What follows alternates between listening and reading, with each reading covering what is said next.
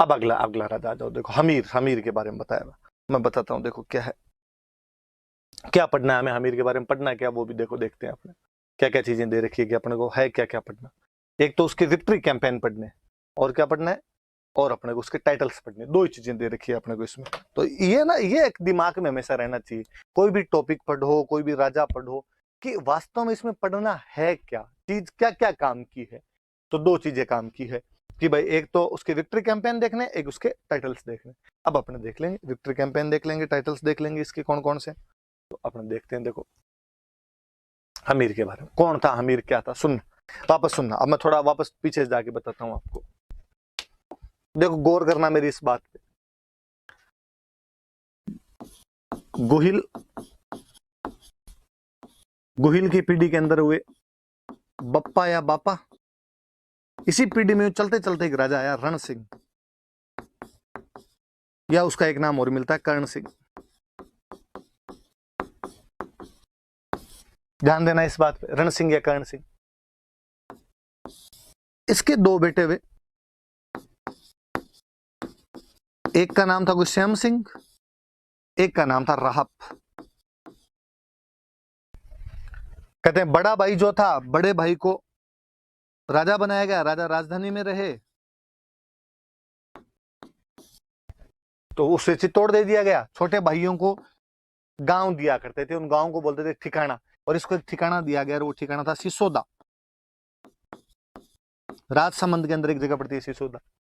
और यहां के बाद में क्लियर डिवाइडेशन दिखाई दिया कि जो बड़े भाई जो राजा बनेंगे वो अपने नाम के आगे की टाइटल लगाएंगे रावल, और ये जो छोटे भाई होंगे ये अपने नाम के आगे की टाइटल लगाएंगे, वो टाइटल होगा राणा।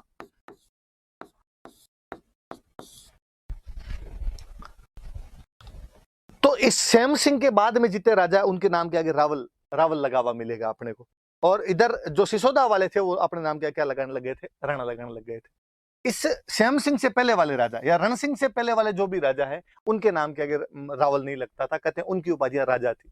फिर अपने कहते हैं हमने तो बप्पा रावल आलू रावले से नाम पढ़े। तो इतिहासकार कहते हैं फिर कि हुआ क्या, कि जब हिस्ट्री इन मेवाड़ के राजाओं ने लिखवानी शुरू की, कुंभा के टाइम में जब ये हिस्ट्री के बारे में थोड़ा लिखवाया जाने लगा ढंग से, कीर्ति स्तंभ प्रशस्ति, कुंभलगढ़ प्रशस्ति इनके अंदर लिखवाई जाने लगी, तो इनके टाइम में इनको पता था कि हमारे जो पूर्वज थे इनकी उपाधि रावल थी। रण सिंह वाली ये उपाधि चली आ रही थी तो रावल वाली, इससे पहले वालों की उपाधि इनको भी ज्यादा किसी को पता नहीं थी। तो कहा भाई राजा को क्या कहते हैं, राजा को रावल कहते हैं, राजा कौन हुआ, बप्पा। तो बाद वालों ने उसके नाम के बप्पा रावल वैसे जोड़ दिया, पर कहते हैं इससे पहले वालों की, इनकी बप्पा की, गोइल की, इनकी उपाधि रावल नहीं हुआ करती थी, इनकी उपाधि राजा ही थी। रावल की उपाधि हमें इस यहां से क्लियर डिवाइडेशन दिखाई देता है रण सिंह करण सिंह के बाद, और वहां से दिखाई देता है। अब श्याम सिंह बन गया, इधर रावल बन गया। अब इस श्याम सिंह वाली पीढ़ी में रावल बनते आ रहे हैं लगातार, और यूं करते करते जैसे समर सिंह बने, और समर सिंह के बाद में बन गया रतन सिंह, रतन सिंह रावल बन गया यहाँ पे। और जो रतन सिंह था वो 1303 में अलाउद्दीन खिलजी के खिलाफ लड़ता हुआ मारा गया। तो रावल शाखा का अंतिम कोई राजा हुआ था रावल ब्रांच का, तो रतन सिंह था। अब कोई पूछ ले कि मेवाड़ की रावल ब्रांच का अंतिम राजा कौन था, तो अंतिम राजा कौन था उसका, रतन सिंह उसका अंतिम राजा हुआ था। रतन सिंह यहाँ पे मर गया था, और कहते हैं रतन सिंह का एक छोटा भाई हुआ करता था कुंभकर्ण। कुंभकर्ण यहाँ से बाद में नेपाल की तरफ चला गया था, और नेपाल में बाद में इसके जो वंशज हुए थे, पृथ्वी नारायण शाह नाम करके वंशज हुआ था, उसने नेपाल में एक डायनेस्टी की स्थापना कर ली थी। और मैंने बताया कि बड़े भाई रावल लगाते थे, छोटे वाले भाई जो राणा लगाना शुरू हो जाया करते थे, इसलिए कुंभकर्ण एक तरीके से राणा है, इसलिए नेपाल में उसने राणा डायनेस्टी की स्थापना की थी। और राजा नाम के आगे शाह भी लगाने लगे थे, तो आप शाह डायनेस्टी भी देख लेते हो। और वो जो नेपाल की डायनेस्टी थी वो 2007 तक वहां पर थी। 2007 के बाद वहां पे डेमोक्रेसी आई है, तब तक वहां पे ये राजतंत्र हुआ करता था। और मैंने आपको और बताई थी बात एक, कि कल जब मैं कह रहा था कि गुहिल वंश की 24 ब्रांचेस थी, और उनमें एक ब्रांच नेपाल के अंदर थी। तो नेपाल वाले जो हैं वो गुहिल हैं, नेपाल वाले जो हैं वो अपने मेवाड़ से गए हैं, नेपाल वाले जो हैं वो रतन सिंह के छोटे भाई थे कुंभकर्ण, उनके वंशज थे अपने। ये बात भी अपने याद रखना। तो ये तो इधर वाली पीढ़ी, रावल रतन सिंह भी जाके खत्म हो गए। रतन सिंह रावल शाखा का अंतिम राजा है। अब इधर इधर राहब को दिया था, तो कोई पूछे सिसोदा गांव की स्थापना किसने की थी, तो कहीं ना कहीं ठिकाना किसको मिला था, राहब को। अब यहाँ पे राहब के बाद में बनते आ रहे थे, यहां पर एक बंदा बना लक्ष्मण सिंह। तो ये राणा हो गया, राणा लक्ष्मण सिंह हो गया।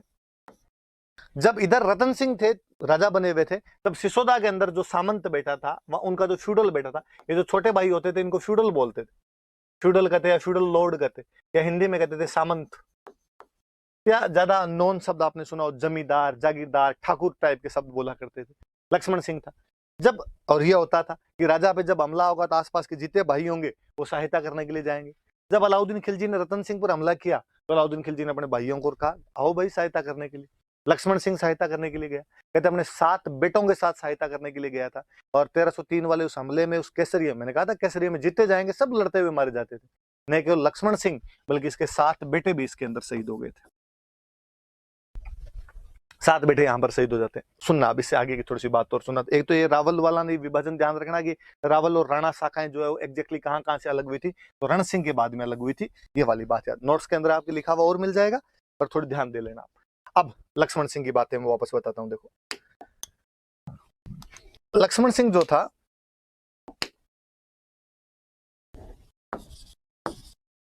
सात बेटों के साथ युद्ध लड़ता हुआ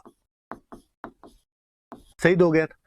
लक्ष्मण सिंह का एक बेटा था, 7 जो शहीद हुए थे उनमें एक बेटा था अरि सिंह, और जो इसका बेटा एक बच्चा था जो बाद में सिसोदा को संभालता है, उसका नाम था अजय सिंह। अजय सिंह नाम था। अरि सिंह तो उसके अंदर एक्सपायर हो गया था, अजय सिंह बच गया था। सिसोदा का बाद में जो सामंत बनता है, फ्यूडल बनता है, वो अजय सिंह बन जाता है।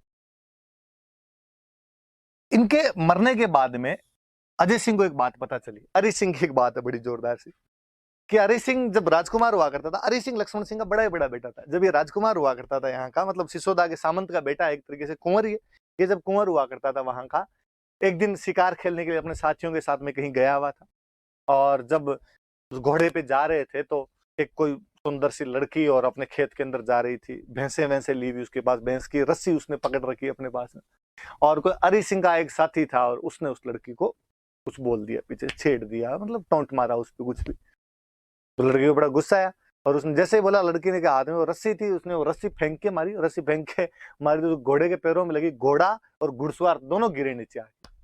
हरि सिंह को बड़ा शानदार लगा, हरि सिंह को लगा यार ये लड़की बहादुर लड़की, मैं यदि इससे शादी करूं, इसके जो बेटा वो और कितना बहादुर। और कहते हैं हरि सिंह ने उससे वहां पे शादी कर ली। वहीं पे हाथों हाथ उनके घर पे गया, उसे पता चला किसकी क्या लड़की है, पता चला गाँव के कोई सामान्य से ही राजपूत है, उनकी लड़की है ये, तो उनसे शादी कर लेता है। पर उसे लगा यार मैंने तो अचानक यहाँ पे शादी कर ली, ये कोई बड़ी राजकुमारी भी नहीं है, पापा के पास गए तो पापा पता नहीं क्या कहेंगे, तो उसने उसको अलग ही रख दिया, और किसी को बताया भी नहीं कि ये मेरी वाइफ है और यहाँ पे रहती है। और उसके बेटा और हो गया है, और जो बेटा हुआ था उसका नाम था हमीर। और एक कौन सी मूवी है जिसके अंदर वो सारे भाई शादी नहीं करते हैं, परेश रावल अलग से एक वाइफ रख लेता है, अक्षय खन्ना का ही है ना, हलचल, हलचल मूवी होनी चाहिए शायद, तो वैसा सा कुछ हरि सिंह के साथ में। तो हरि सिंह वहां पे अलग से एक वो वाइफ उसकी और उसका बेटा हमीर यहाँ पे। अब पता चला कि साहब हरि सिंह युद्ध में लड़ता मारा गया, तो बेचारी वो अपने पीहर चली गई वापस अपने बेटे को लेके। अजय सिंह जब इधर सामंत बना, अजय सिंह को ये बात पता चली यार मेरे भैया की एक ऐसे ऐसे शादी और की हुई थी, मेरे तो भतीजा और है। तो वो जाता है और वो जाके अपने जो भाभी होते हैं उनको कहता है भाई नहीं आपका हिस्सा है राज्य में, आप वहां जाके रहो, अपने पीहर मत रहो, ये हमारी बेइज्जती, और इस बच्चे को वहां पे रखो, आप वहां पे पालन पोषण करो। और वो इनको भाभी और भतीजे को लाके वहां पे सिसोदा के अंदर वो दोनों रहने लग जाते हैं यहाँ पे। हमीर वहीं पर पालन पोषण उसके चाचा द्वारा पालन पोषण किया जाता है। कहते हैं जो चाचा थे अजय सिंह, इनका एक बेटा था सज्जन सिंह।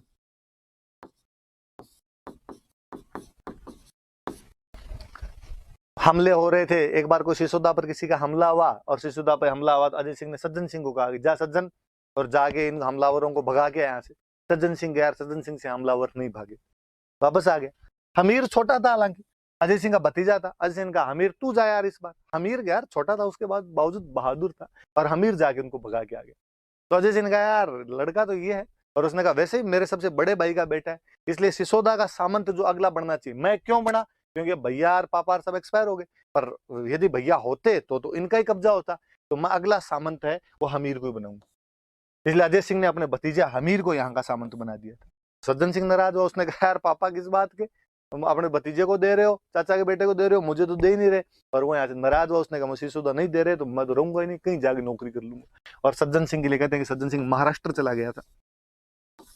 और इसी के पीढ़ी में आगे चलते चलते चलते चलते चलते चलते एक लड़का हुआ जिसने पूरे महाराष्ट्र पर बाद में राज किया था, महाराज छत्रपति शिवाजी जो मैं कल आपको फिर बता रहा था कि शिवाजी जो है वो भी यहीं के थे, वो भी सिसोदा के गए हुए थे यहाँ से। इसलिए शिवाजी जब राजा बन जाते हैं तो कहते हैं कि मैं महाराणा प्रताप का वंशज हूँ, मैं सिसोदिया हूँ, मैं मेवाड़ का हूँ, मैं गुहिल हूँ, वो सब बात बताते हैं। तो ये भी थोड़ा सा आपने रिलेशन याद रखना, दिमाग में रहेगी बात। इधर हमीर यहाँ का सामंत बन जाता है। हमीर जब सामंत बनता है, उधर चित्तौड़ पर कब्जा किसने कर रखा? चित्तौड़ पर पहले खिजर खान आ गया, खिजर खान के बाद में मालदेव सोनगरा आ गया। मालदेव सोनगरा आया बाद इधर हमीर पर, हमीर को लगेगी यार ये अपने को चित्तौड़ वापस छीन। उधर 1320 में खिलजी डायनेस्टी समाप्त हो जाती, खिलजी वंश ही समाप्त हो जाता। आपस में लड़ झगड़ के मलिक काफूर नाम का उनका प्रधानमंत्री था, और उसने कई बेटों को मार दिया, कईयों को अंधा कर दिया, फिर फाइनली वो भी मर गया। यूं करके 1320 में खिलजी डायनेस्टी खत्म हो गई, नई तुगलक डायनेस्टी आ गई। जैसे तुगलक डायनेस्टी आई तो जो मालदेव सोनगरा था उसको वहां से सपोर्ट मिलना दिल्ली से बंद हो गया। हमीर को लगा अब मौका है। हमीर ने अपने आसपास के लड़कों को इकट्ठा किया और उसने मालदेव सोनगरा को तंग करना शुरू किया। और कहते हैं फिर फाइनली मालदेव सोनगरा की भी मृत्यु हो जाती है, और मालदेव सोनगरा का बेटा था बनवीर सोनगरा, उसके 2-3 बेटे थे। कोई तो कहता है इसने बनवीर सोनगरा से, या उसके एक बेटे का नाम और था जैसा सोनगरा, जो जैसा ऑप्शन में है वैसा आप तो कर लेना आपने, ऐसा कोई, या तो उसका बनवीर नाम का जैसा नाम के बेटे थे, वो चित्तौड़ को यहाँ पे संभाल रहे थे। हमीर एक दिन हमला करता है, उनको यहाँ से भगा देता है और भगा के चित्तौड़ पर कब्जा कर लेता है। चूंकि हमीर कहां से गया? सिसोदा से गया था। हमीर सिसोदा से गया था और उसने चित्तौड़ पे जाके कब्जा कर लिया, इसलिए हमीर के बाद में जितने राजा बने वो सिसोदिया हो गए।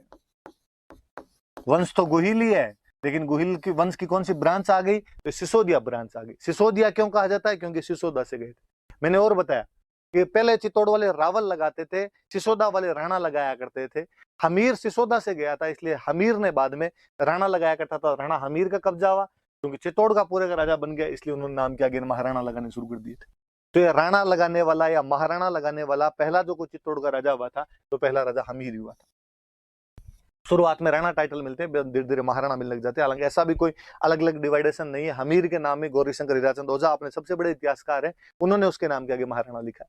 तो आप राणा महाराणा कुछ ही याद रख लेना। ये टाइटल हमीर के बाद में मिलने लगता है, उसके बाद में सिसोदिया कहलाने लगते हैं। ये अपने वो रीजनिंग वाली सी बात है। हम नहीं पढ़ते कि कहता है वो सभी फूल पत्ती है और सभी पत्ती फूल नहीं, ऐसे आते हैं। तो आप वो कह सकते हो कि सभी सिसोदिया गुहिल है पर सभी गुहिल सिसोदिया नहीं, कि गुहिलों में सिसोदिया केवल कौन से हैं? जो सिसोदा के थे। अब चूंकि इसके बाद में सारे राजा यही बने,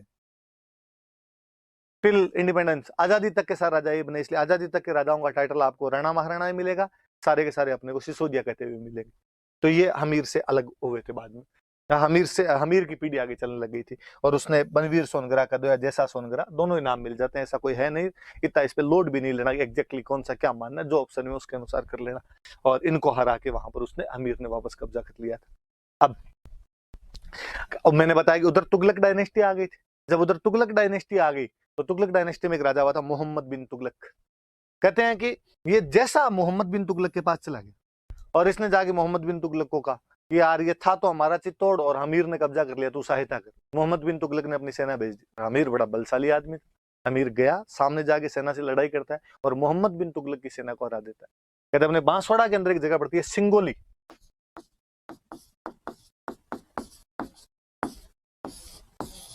तो कहते हैं सिंगोली के युद्ध के अंदर, और इसने मोहम्मद बिन तुगलक की सेना को हरा दिया था।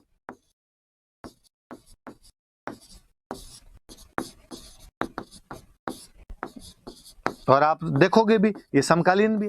1325 में मोहम्मद बिन तुगलक राजा बनता है, 1326 के अंदर इधर हमीर राजा बना हुआ आपका। तो ये भी याद रखना कि सिंगोली के युद्ध में उसने किसको हरा दिया था? तो मोहम्मद बिन तुगलक को उसने सिंगोली के युद्ध के अंदर हरा दिया था। अब मैं लो वापस उस पर जाके आपको बातें बताता हूँ। दो बातें याद रखना, एक तो हमीर ने चित्तौड़ पे कब्जा किया, हमीर सिसोदा का है इसलिए सिसोदिया हो गए, राणा टाइटल लगना शुरू हो गया। अब देखो वापस देखते हैं अपने, सॉरी, आपने कहा कि अपने को एक तो पढ़ने विजय अभियान। तो विजय अभियान कौन कौन से हो गए? अब मैं विजय अभियान कहूं तो एक तो मैं कह दूंगी इसने चित्तौड़ पे कब्जा किया सोनगरों करा के, एक मैं कह दूं कि इसने सिंगोली के युद्ध में मोहम्मद बिन तुगलक को रहे, और चित्तौड़ पे कब्जा करने के बाद में हो गए सिसोदिया, और उसके बाद में इनका टाइटल हो गया राणा या महाराणा। ये टाइटल लगाना शुरू कर दिया। अब चूंकि राजा बना तो इसने कहा यार यहाँ पर एक मंदिर बनवाते हैं, तो इसने मंदिर बनवाया चित्तौड़ के अंदर, अन्नपूर्णा माता का मंदिर बनवाया। यह अन्नपूर्णा माता का एक नाम हो रहा है, बरबड़ी माता। और इनकी बातें मेवाड़ वाले बहुत ज्यादा पूजा करते थे, राजा महाराजा, इसलिए अन्नपूर्णा माता के लिए कहा जाने लगा कि ये मेवाड़ के जो राजा थे, मेवाड़ के जो गुहिल थे, उनकी इष्ट देवी है, उनकी टुटेलरी डेटी है, उनकी इष्ट देवी मानी जाती है। फिर किसी ने कहा भाई तो इनकी कुल देवी कौन सी, इनकी क्लेन डेटी कौन सी है? तो कहा इनकी जो कुल देवी है वो है बाण माता। तो ये याद रखना आपने कि मेवाड़ के गुहिलों की कुल देवी कौन सी है, कि बाण माता। मेवाड़ के गुहिलों की इष्ट देवी कौन सी है, तो अन्नपूर्णा माता है। अन्नपूर्णा माता का नाम और क्या, बरबड़ी माता। फिर किसी स्टूडेंट के दिमाग में सर ये क्या है, किसी को कुल देवी बता देते हो, किसी को इष्ट देवी बता देते हो, क्या अंतर होता है? कोई टुटलरी डेटी है, कोई क्लेन डेटी है? सिंपल सा, किसी भी कुल, डायनेस्टी, वंश जो होता है उसकी एक देवी होती है, परमानेंट देवी होती है, वो तो होती है उसकी कुल देवी। उस कुल के लोग जहां जहां जाके रहने लग जाते हैं, वहां वहां किसी एक लोकल देवी की और पूजा करने लग जाते हैं, वो होती है उनकी टुटलरी डेटी। तो वो तो हो गई अन्नपूर्णा माता। अब भले गुहिल वो नेपाल रहे, भले वो महाराष्ट्र रहे, भले वो मेवाड़ रहे, उनकी कुल देवी तो सबकी कौन सी है, बाण माता। पर नेपाल वालों ने एक अलग पूजा की, महाराष्ट्र वालों ने एक अलग पूजा की, मेवाड़ वालों ने एक अलग पूजा की, वो उनकी होगी इष्ट देवी। वो कौन सी है उनकी, अन्नपूर्णा माता या बरबड़ी माता। और इनका मंदिर किसने बनवाया था, हमीर ने इनका मंदिर बनवाया था। और क्या चीजें हम पढ़ते हैं, देखो अपने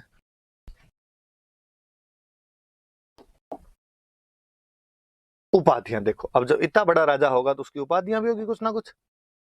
तो क्या उपाधियां, देखो मैं उपाधियां बताता हूँ। टाइटल्स, हमीर ने क्या टाइटल ग्रहण, मेवाड़ एक बार रावलों के हाथ से निकल गया था, गुहिलों के हाथ से निकल गया था। गुहिलों में वापस कोई आदमी आया जिसने मेवाड़ पर कब्जा किया, वो कौन है, हमीर।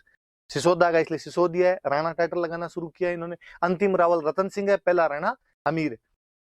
इसलिए मेवाड़ को रिवाइव किया इस आदमी ने, इसलिए आप कह सकते हो कि मेवाड़ का रिवाइवर है। हिंदी में कहें तो मेवाड़ का उद्धारक है, या इंग्लिश में आपको हो तो ये मेवाड़ का सेवियर है। मेवाड़ का उद्धारक है, या मेवाड़ का प्रोटेक्टर है, या उसका रिवाइवर है उसका। फिर इसके बाद में मैंने कहा कि इसकी पीढ़ी के राजाओं ने राज किया, इसलिए इसकी पीढ़ी के राजाओं ने इसकी खूब तारीफें की। और महाराणा कुंभा जब आगे बनेंगे, महाराणा कुंभा एक प्रशस्ति लिखवाएंगे, कुंभलगढ़, कुंभलगढ़ का किला है, उसकी जो यूलोजी लिखी हुई है, उसकी जो प्रशस्ति, कल मैंने बता दिया था प्रशस्ति क्या होती है, जिसमें राजाओं की तारीफें हो। और इसके अंदर वो लिखवाते हैं, अपने इस हमीर के लिखवाते हैं कि साहब हमीर विषम घाटी पंचानन है। 3 शब्द देखो, विषम, घाटी, पंचानन। मैं तीनों को तोड़ता हूं। पंचानन का मतलब होता है शेर, लोइन। घाटी का मतलब होता है युद्ध, आक्रमण, अटैक। विषम का मतलब होता है कठिन, टफ। कठिन युद्ध में शेर के समान, वह राजा जो कठिन युद्धों में शेर के समान रहता है, उसे हम क्या कहेंगे, विषम घाटी पंचानन। और वो कौन है, हमीर। ऐसा कौन सी प्रशस्ति कहती है, कुंभलगढ़। ऐसे ही कुंभा ने एक बुक लिखी थी, रसिक प्रिया।